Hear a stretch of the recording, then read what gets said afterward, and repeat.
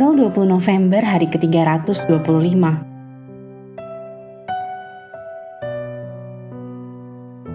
Bacaan 1 Korintus pasal 11-14. Masalah ibadah dan karunia. Garis besar. Dalam pasal-pasal sebelumnya, Paulus telah berurusan dengan masalah pribadi jemaat di Korintus. Sekarang dia mengalihkan perhatiannya ke masalah-masalah yang bersifat publik, khususnya kekacauan dalam ibadah gereja. Dalam pasal 11, dia menjawab pertanyaan-pertanyaan mengenai peran wanita di gereja, kemudian memberikan teguran tajam untuk kesalahan jemaat Korintus selama perjamuan Tuhan. Dalam pasal 12-14, Paulus membahas masalah karunia rohani di gereja, menekankan keragaman karunia dan ujian dasar kasih dalam memahami karunia rohani. Ketertiban harus menjadi ciri semua ibadah Kristen.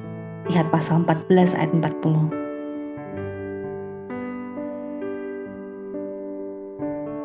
Renungan harian. Bayangkan bahwa Anda telah memberikan hadiah kepada teman terbaik Anda untuk ulang tahunnya. Hari besar tiba dan Anda menelepon untuk mencari tahu bagaimana hadiah Anda diterimanya. Jawabannya mengejutkan Anda. Oh, saya tidak tahu, saya belum membukanya. Saya memutuskan untuk tetap membungkusnya. Setelah meminta teman Anda untuk membukanya, Anda menunggu 1 atau 2 hari lagi dan menelpon lagi. Kali ini untuk menanyakan apakah hadiah radio jam yang Anda berikan sudah digunakan dengan baik. Ternyata Anda mendengar kata-kata yang mengecewakan ini. Oh, saya sudah membukanya dengan baik, tapi saya memutuskan untuk menyimpannya di lemari. Tuhan tidak memberikan karunia rohani pada pasal 12-14 hanya untuk membuat karunia itu tidak terlihat atau tidak digunakan. Sama seperti Dia telah memberi Anda mata, telinga, dan kaki untuk digunakan dalam tubuh fisik Anda. Demikian pula Ia telah memberi Anda karunia untuk digunakan dalam tubuh rohani, yaitu gerejanya. Di bagian pelayanan apa yang telah Tuhan karuniakan kepada Anda? Apakah gereja lokal Anda mendapatkan manfaat dari penggunaan karunia itu? Atau apakah karunia Anda masih belum dibuka dan tidak digunakan? Berbicaralah dengan pendeta Anda, guru sekolah minggu, atau teman dekat Anda tentang cara-cara yang Anda dapat mulai menggunakan karunia Anda untuk pelayanan minggu ini.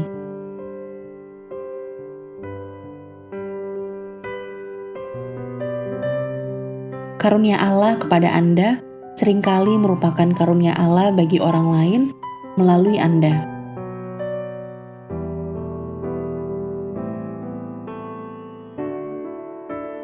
Pendalaman.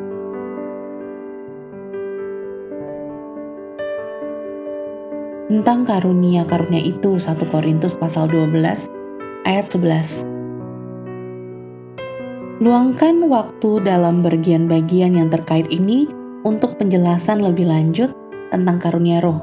Lihat Roma pasal 1 ayat 11, pasal 12 ayat 6 sampai 11, Efesus pasal 4 ayat 11 sampai 16, dan Ibrani pasal 2 ayat 4.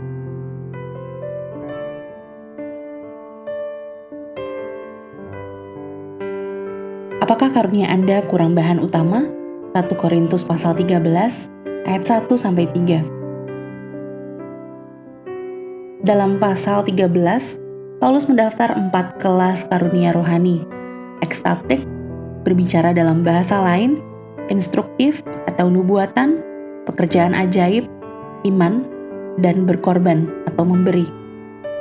Tetapi tanpa kasih, hasil dari karunia seperti itu sia-sia. Anda tidak menyampaikan apapun, lihat pasal 13 ayat 1, Anda bukan apa-apa, pasal 13 ayat 2, Anda tidak memperoleh apapun, pasal 13 ayat 3.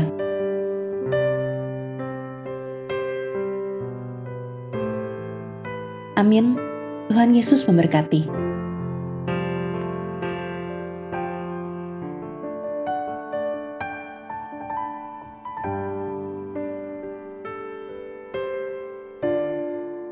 Satu Korintus pasal 11. Jadilah pengikutku, sama seperti aku juga menjadi pengikut Kristus. Hiasan kepala wanita. Aku harus memuji kamu, sebab dalam segala sesuatu kamu tetap mengingat akan aku dan teguh berpegang pada ajaran yang kuteruskan kepadamu. Tetapi aku mau supaya kamu mengetahui hal ini, yaitu kepala dari tiap laki-laki ialah Kristus. Kepala dari perempuan ialah laki-laki dan kepala dari Kristus ialah Allah. Tiap-tiap laki-laki yang berdoa atau bernubuat dengan kepala yang bertudung menghina kepalanya. Tetapi tiap-tiap perempuan yang berdoa atau bernubuat dengan kepala yang tidak bertudung menghina kepalanya. Sebab ia sama dengan perempuan yang dicukur rambutnya. Sebab jika perempuan tidak mau menudungi kepalanya, maka haruslah ia juga menggunting rambutnya. Tetapi jika bagi perempuan adalah penghinaan bahwa rambutnya digunting atau dicukur, maka haruslah ia menudungi kepalanya. Sebab laki-laki tidak perlu menudungi kepalanya, ia menyinarkan gambaran dan kemuliaan Allah. Tetapi perempuan menyinarkan kemuliaan laki-laki. Sebab laki-laki tidak berasal dari perempuan, tetapi perempuan berasal dari laki-laki. Dan laki-laki tidak diciptakan karena perempuan, tetapi perempuan diciptakan karena laki-laki. Sebab itu, perempuan harus memakai tanda wibawa di kepalanya oleh karena para malaikat. Namun demikian, dalam Tuhan tidak ada perempuan tanpa laki-laki, dan tidak ada laki-laki tanpa perempuan. Sebab sama seperti perempuan berasal dari laki-laki, demikian pula laki-laki dilahirkan oleh perempuan. Dan segala sesuatu berasal dari Allah. Pertimbanganlah sendiri, patutkah perempuan berdoa kepada Allah dengan kepala yang tidak bertudung?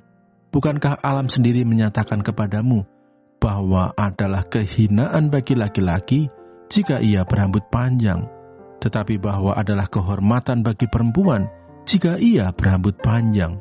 Sebab rambut diberikan kepada perempuan untuk menjadi penudung. Tetapi jika ada orang yang mau membantah, kami maupun jemaat-jemaat Allah tidak mempunyai kebiasaan yang demikian. Kebiasaan-kebiasaan yang salah dalam perjamuan malam. Dalam peraturan-peraturan yang berikut, aku tidak dapat memuji kamu, sebab pertemuan-pertemuanmu tidak mendatangkan kebaikan, tetapi mendatangkan keburukan. Sebab pertama-tama aku mendengar bahwa apabila kamu berkumpul sebagai jemaat, ada perpecahan di antara kamu, dan hal itu sedikit banyak aku percaya. Sebab di antara kamu harus ada perpecahan, supaya nyata nanti siapakah di antara kamu yang tahan uji. Apabila kamu berkumpul, kamu bukanlah berkumpul untuk makan perjamuan Tuhan. Sebab pada perjamuan itu, tiap-tiap orang memakan dahulu makanannya sendiri, sehingga yang seorang lapar dan yang lain mabuk. Apakah kamu tidak mempunyai rumah sendiri untuk makan dan minum? Atau maukah kamu menghinakan jemaat Allah dan memalukan orang-orang yang tidak mempunyai apa-apa? Apakah yang kukatakan kepada kamu? Memuji kamu? Dalam hal ini, aku tidak memuji. Sebab apa yang telah kuteruskan kepadamu, telah aku terima dari Tuhan, yaitu bahwa Tuhan Yesus pada malam waktu ia diserahkan, mengambil roti, dan sesudah itu, ia mengucap syukur atasnya. Ia memecah-mecahkannya dan berkata, "Inilah tubuhku yang diserahkan bagi kamu. Perbuatlah ini menjadi peringatan akan aku." Demikian juga ia mengambil cawan sesudah makan, lalu berkata, "Cawan ini adalah perjanjian baru yang dimeteraikan oleh darahku. Perbuatlah ini setiap kali kamu meminumnya menjadi peringatan akan aku. Sebab setiap kali kamu makan roti ini dan minum cawan ini, kamu memberitakan kematian Tuhan sampai ia datang. Jadi barang siapa dengan cara yang tidak layak makan roti atau minum cawan Tuhan, ia berdosa terhadap tubuh dan darah Tuhan. Karena itu hendaklah tiap-tiap orang menguji dirinya sendiri, dan baru sesudah itu ia makan roti dan minum dari cawan itu. Karena barang siapa makan dan minum tanpa mengakui tubuh Tuhan, ia mendatangkan hukuman atas dirinya. Sebab itu banyak di antara kamu yang lemah dan sakit, dan tidak sedikit yang meninggal. Kalau kita menguji diri kita sendiri, hukuman tidak menimpa kita.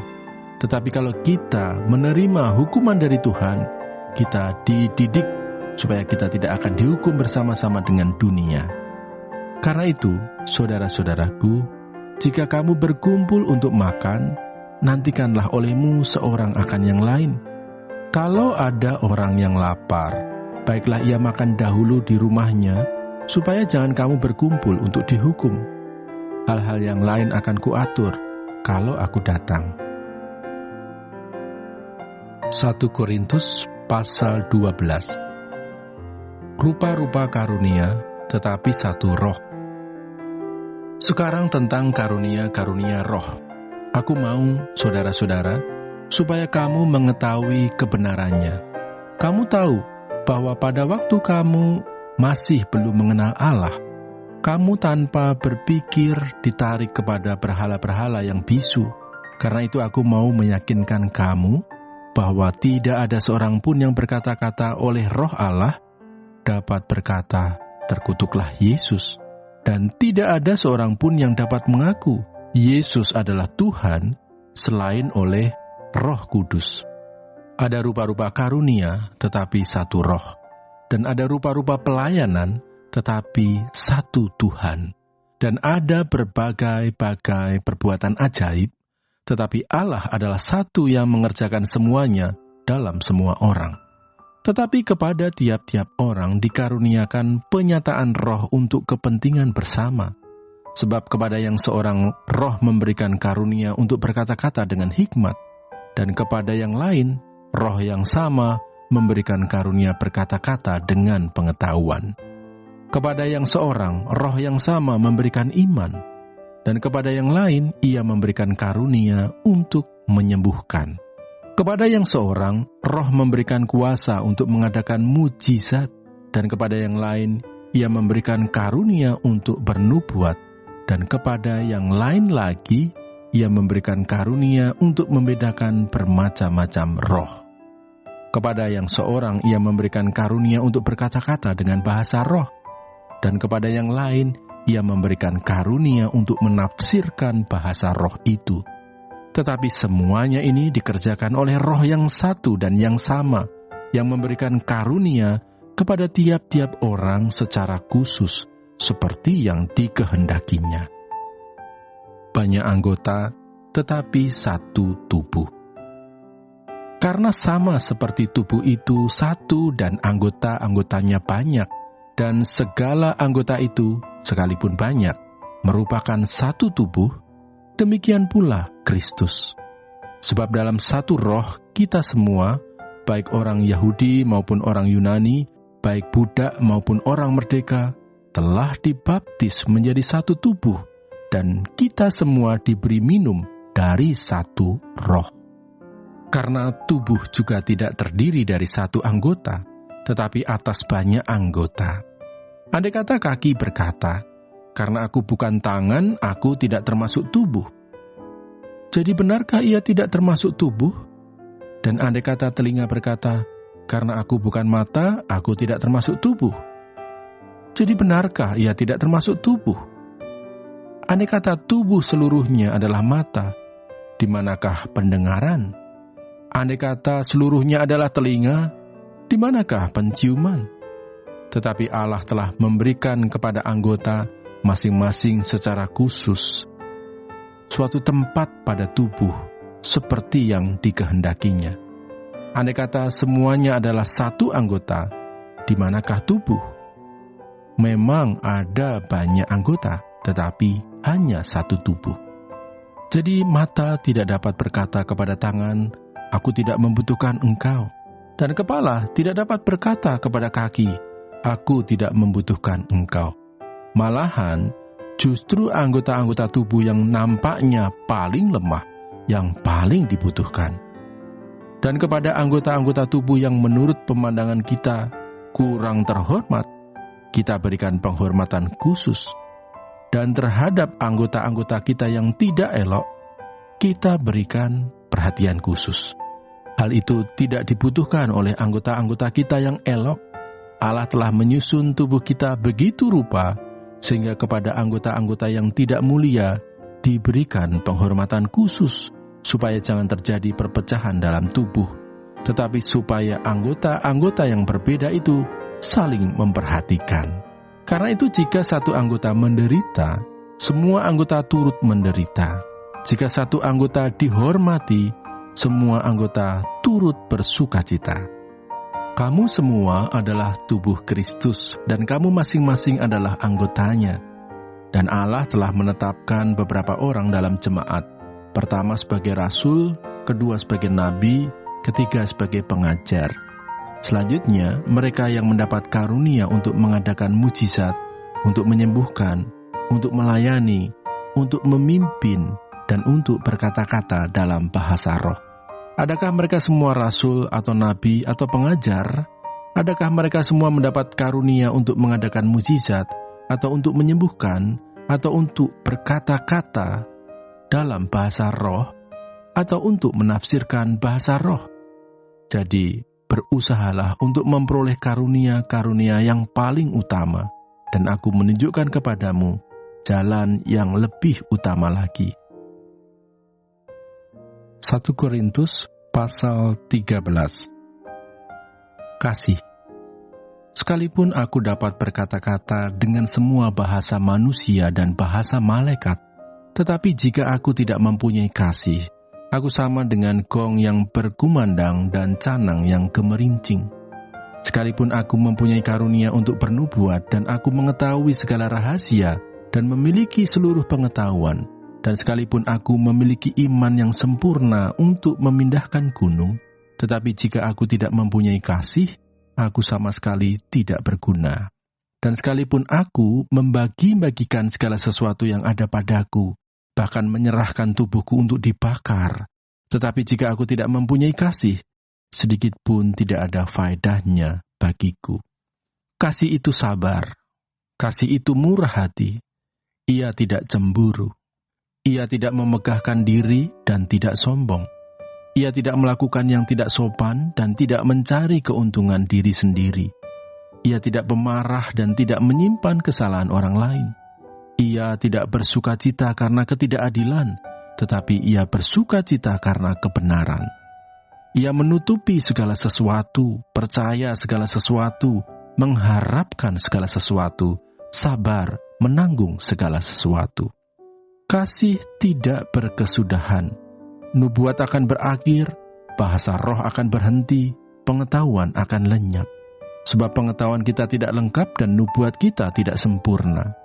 Tetapi jika yang sempurna tiba, maka yang tidak sempurna itu akan lenyap. Ketika aku kanak-kanak, aku berkata-kata seperti kanak-kanak. Aku merasa seperti kanak-kanak. Aku berpikir seperti kanak-kanak.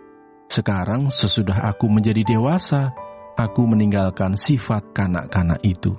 Karena sekarang kita melihat dalam cermin suatu gambaran yang samar-samar, tetapi nanti kita akan melihat muka dengan muka. Sekarang aku hanya mengenal dengan tidak sempurna, tetapi nanti aku akan mengenal dengan sempurna, seperti aku sendiri dikenal. Demikianlah tinggal ketiga hal ini, yaitu iman, pengharapan, dan kasih.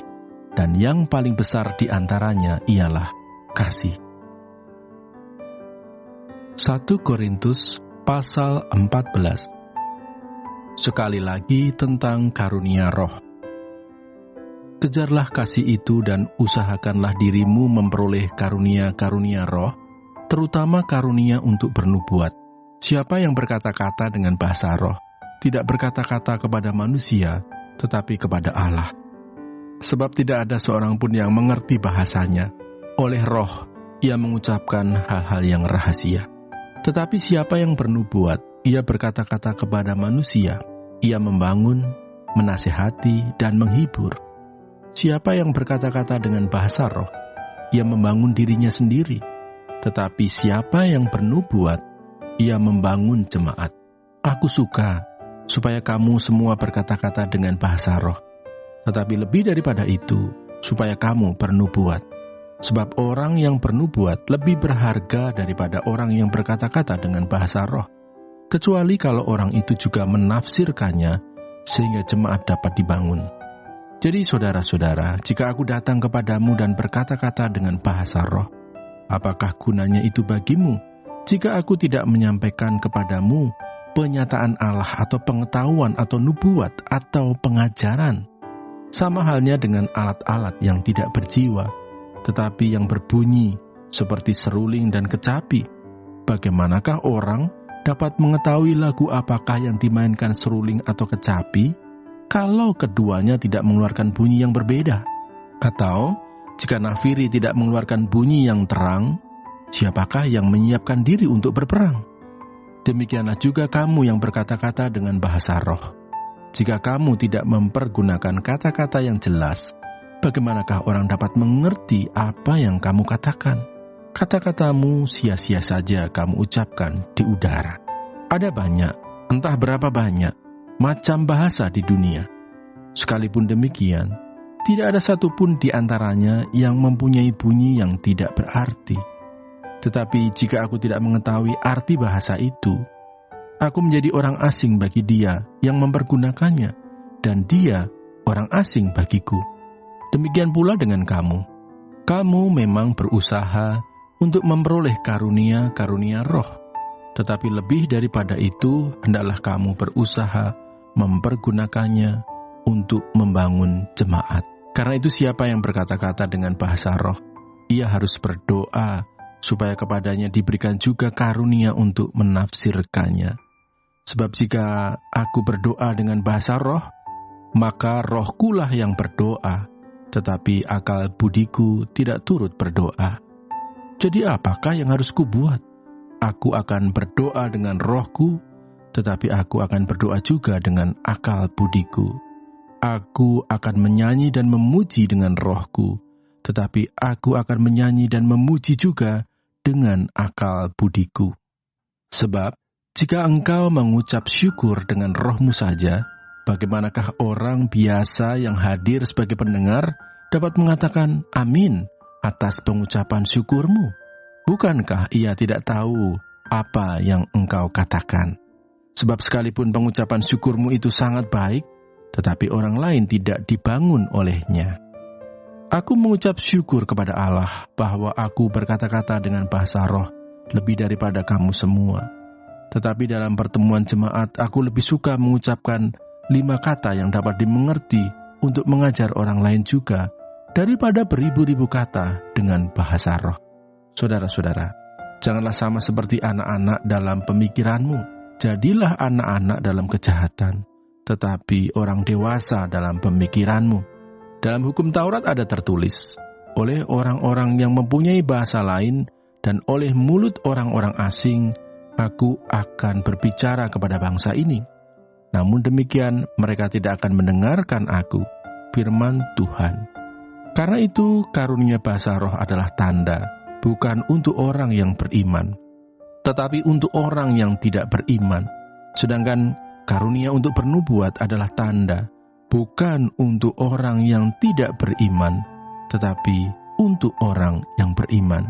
Jadi, kalau seluruh jemaat berkumpul bersama-sama dan tiap-tiap orang berkata-kata dengan bahasa roh, lalu masuklah orang-orang luar atau orang-orang yang tidak beriman, tidakkah akan mereka katakan bahwa kamu gila?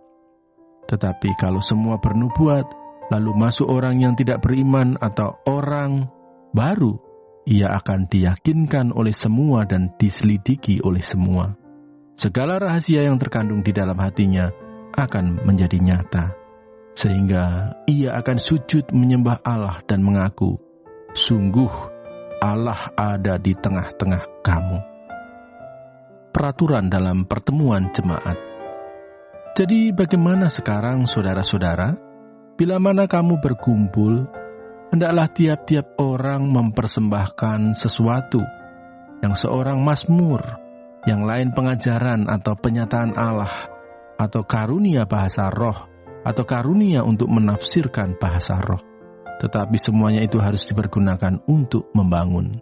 Jika ada yang berkata-kata dengan bahasa roh, biarlah 2 atau sebanyak-banyaknya 3 orang, seorang demi seorang, dan harus ada seorang lain untuk menafsirkannya. Jika tidak ada orang yang dapat menafsirkannya, hendaklah mereka berdiam diri dalam pertemuan jemaat dan hanya boleh berkata-kata kepada dirinya sendiri dan kepada Allah. Tentang nabi-nabi, baiklah 2 atau 3 orang di antaranya berkata-kata dan yang lain menanggapi apa yang mereka katakan. Tetapi jika seorang lain yang duduk di situ mendapat penyataan, maka yang pertama itu harus berdiam diri. Sebab kamu semua boleh bernubuat seorang demi seorang, sehingga kamu semua dapat belajar dan beroleh kekuatan. Karunia nabi takluk kepada nabi-nabi, sebab Allah tidak menghendaki kekacauan, tetapi damai sejahtera. Sama seperti dalam semua jemaat orang-orang kudus, perempuan-perempuan harus berdiam diri dalam pertemuan-pertemuan jemaat, sebab mereka tidak diperbolehkan untuk berbicara. Mereka harus menundukkan diri, seperti yang dikatakan juga oleh hukum Taurat. Jika mereka ingin mengetahui sesuatu, baiklah mereka menanyakannya kepada suaminya di rumah, sebab tidak sopan bagi perempuan untuk berbicara dalam pertemuan jemaat. Atau adakah firman Allah mulai dari kamu? Atau hanya kepada kamu sajakah firman itu telah datang? Jika seorang menganggap dirinya nabi atau orang yang mendapat karunia rohani, ia harus sadar bahwa apa yang kukatakan kepadamu adalah perintah Tuhan. Tetapi jika ia tidak mengindahkannya, janganlah kamu mengindahkan dia. Karena itu, saudara-saudaraku, usahakanlah dirimu untuk memperoleh karunia untuk bernubuat, dan janganlah melarang orang yang berkata-kata dengan bahasa roh. Tetapi segala sesuatu harus berlangsung dengan sopan dan teratur.